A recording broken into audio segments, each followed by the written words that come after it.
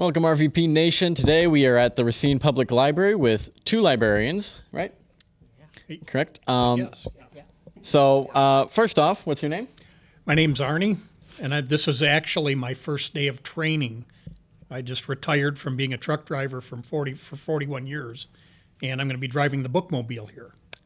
That's always nice to hear. Love the bookmobile. And what about you?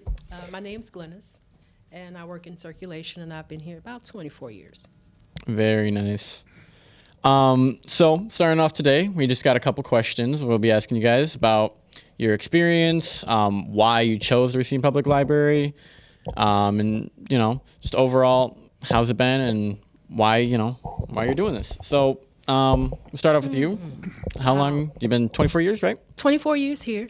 I had 11 years at the Chicago Public Library. I just like helping people. I think it's just fallen into my lap where it's just been here. It's just been here. The experience has taken me a long way. So just waiting on retirement. Yeah. Yeah. And so you said you just started. So what made you want to come and be a librarian? Well, I came to, primarily I'm going to be driving the bookmobile. I drove truck for 41 years. I just retired a couple weeks ago, and I take a lot of books out from the bookmobile or the library. I decided to do this part-time, and the process took about 2 weeks to get hired and get everything done, and this is my first day of training with Glenn, and I don't know if it'll be my last day, but we got a long time. I just thought it'd be interesting work. I didn't want to sit home, so this is just supplementing my retirement, and we'll just see how that goes. Well, first off, congratulations on retirement. Thank you. Always a nice thing to get to. Seems like driving the bookmobile will be fun. Do you enjoy working with kids or being around kids, or do you? Yeah. It's I bring my wife and I have a therapy dog that works here at the library with the Rough Readers program. So he comes in once or twice a month, and kids that don't like to read at school have a little trouble with reading in front of people. He'll sit and listen to them read. Mm-hmm. And, when did that program start? Wow. I'd have to ask Lynn. Wow. Actually, I had gotten canceled for a little while. COVID kind of brought that in, and our director, finance manager, started the program back up, reaching back out to those service animals owners to see how we can get that program up and running again. And of course, Maryland was one of my favorites, and I'm just glad to see it back again. Yeah. Yeah, I remember in my school when I was elementary, we'd have the dogs come in every once in a while, and they would just sit, and everyone would be so excited to see the dogs. Like everyone from like kindergarten to all the way up to like sixth grade, just absolutely excited. Everyone loved the dogs. And then I've had some experiences here with the dogs too. They're super sweet to be around, and so glad it's back up and running. Yeah. Mine's is more of the kids, seeing the comfort of just their reading, and the dog just actually listening and just taking that in, not being judged on whether you're reading it correctly, what's being done, what's being said, what words are wrong, but just that encouragement of them reading with no judgment. Yeah. So a question for you, have you worked, I know they have a lot of events in the library, like out of all the events in your 29 here, what one has been your most memorable event that's happened here? Wow. My most memorable event here. Oh, man. There's so many of them. So many. Yeah. But my favorite one was I was on the book cart drill team. We were in the parade. And we had to do the parade route with our book trucks. And we had all these routines down pat. Everybody was kind of in sync with the routine. And I think at the end we had like a tricycle race. So can you imagine like 40 and 50-year-old women just on these little bitty tricycles trying to get across the finish line? It was actually fun, and it was very rewarding because we actually won that year. We won the volleyball contest. We won the book cart drill team we won. So we were just winners all around that year. So that one was my favorite event. Very nice. Alex, have you ever gone to the events here? No. No?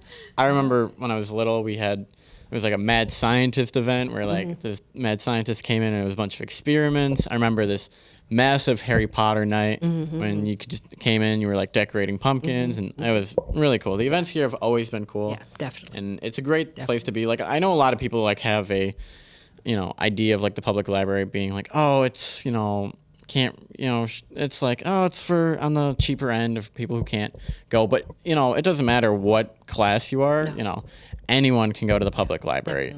It's very welcoming. I know like, and people are always like worried. They're like, oh man, what if I take a book out and I forget it? It's going to be so much. I've forgotten books, and they've been like, you brought the book back, we're just happy you brought the book back. Yeah. And there's been a lot of leniency, and there's a lot of things. There's chess here. There's computers for the kids to play on. And we're fine free. So there's no fines free. anymore. Yeah, exactly. So, yeah. It's a very good place to be here. Like a lot of people, I feel like, have the misunderstood idea of the public library. But, there's so many innovations coming. And now the teen room, we just heard that just opened too. Yeah. That's really cool. Yeah. It's been a really nice place to be. So, question for you, driving the bookmobile now, did you know you wanted to drive the bookmobile? How did you just, after you got a truck out driving, or you just see it and you're like?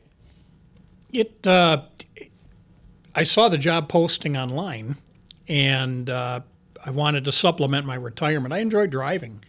I wasn't planning on retiring. The company I worked for went out of business, and starting over again with another full-time trucking job I just didn't feel like doing that. 41 years and a little over 3 million miles is I've run all 48 states. I've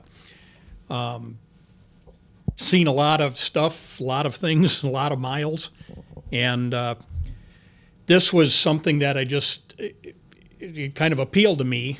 It's local. I'm about 10 minutes from the library, and I haven't driven the bookmobile yet. I do that next week, but I think I'll be able to handle it. I used to drive the twin trailers, the double bottoms, so I'm hoping I'm able to drive the bookmobile. I think I'll catch on. But it appealed to me, and the fact that I've been at the library a lot. I take a lot of books out and read, and the staff is, very, very easy to work with, very patient with a new guy here. So this is probably going to be my last stop before I completely retire. It's a good place to finish off. Yeah. Nice, relaxing. Alex, you got any questions? Yeah. So, okay, wait, where did you say you worked for the circulation? Yeah. Okay, and what do you do there? I'm a circulation lead worker, so I pretty much just make sure the flow is efficient in the department. Got a great team that we just kind of make sure the circulation department stays afloat. The service desks are covered, books are being returned and checked in and sent out to other libraries. So I've been in circulation the whole entire time. Yeah. Okay. Yeah. Really interesting. I always remember those massive liquidation sales like you guys would do, or in the back rooms. Yeah, the book sales. When's the next one of those coming up? Man, if you go out in the lobby, you can see they've got their space expanded out. So they have the ability now to put pretty much all of the books that we may have available for patrons to purchase. So right now, just a small sale in the lobby because of the reconstruction in that area, which you'll probably see a lot more materials that we've had in back that we didn't have the ability to put out because we didn't have that space. So now since that remodeling is done, we've got our ladies in there right now, and they're getting those books on the shelves as we speak right now to fill up that huge space they have now to put that material out. So, yeah. Very nice. Question about your dog. You said there was a service animal and came and did the reading. How long have you been doing that, and what was the training for that? Well, my wife did all of that. She'd be the better one to talk to. I bring him down because it's kind of easy once he's been trained, but he was a rescue. One of the other drivers found him where I worked. He was living in the salt pile in back of where we parked the semis. and he caught him. And my friend he rescues dogs that have been abused and rehabilitates them.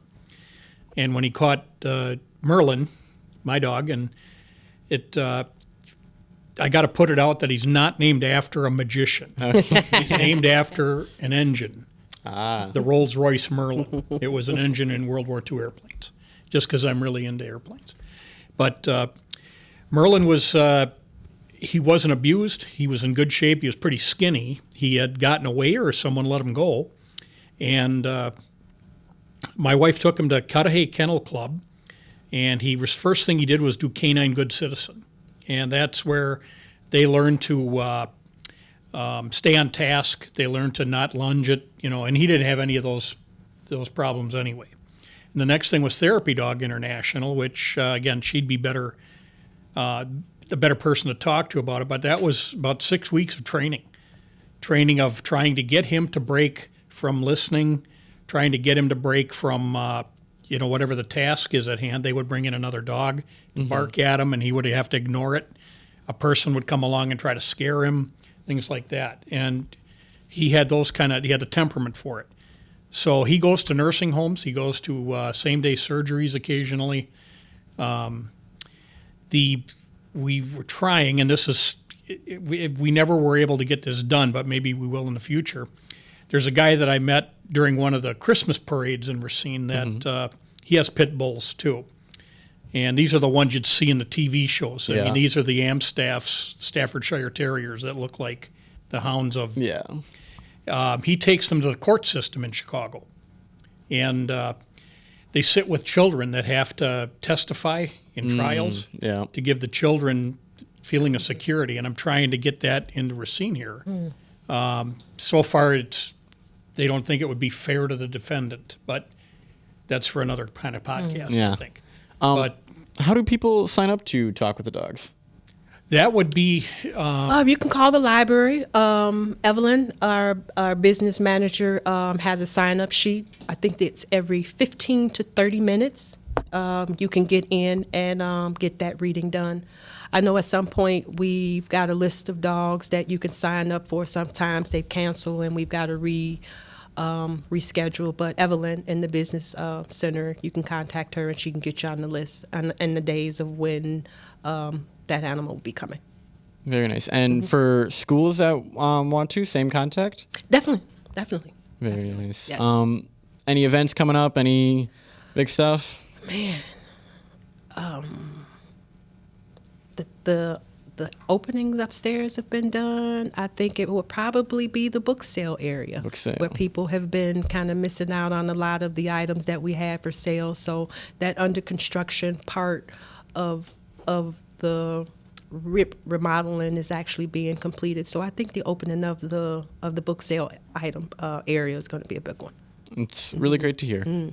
So I thank you for your time. I thank you for your time. Yeah, Thanks thank for you both having for me. your service to the community. Appreciate it. Thanks for having me. And Really thank you glad guys for being here. Of course, Appreciate it. Thank you for coming out. Thank you all for watching. That was our podcast today with our two great public librarians. Yeah. Thanks for having us, guys. Appreciate it. Hey, y'all. How did I do? Did I do okay? You did Did I do great. okay? All right. That was pretty cool. I've watched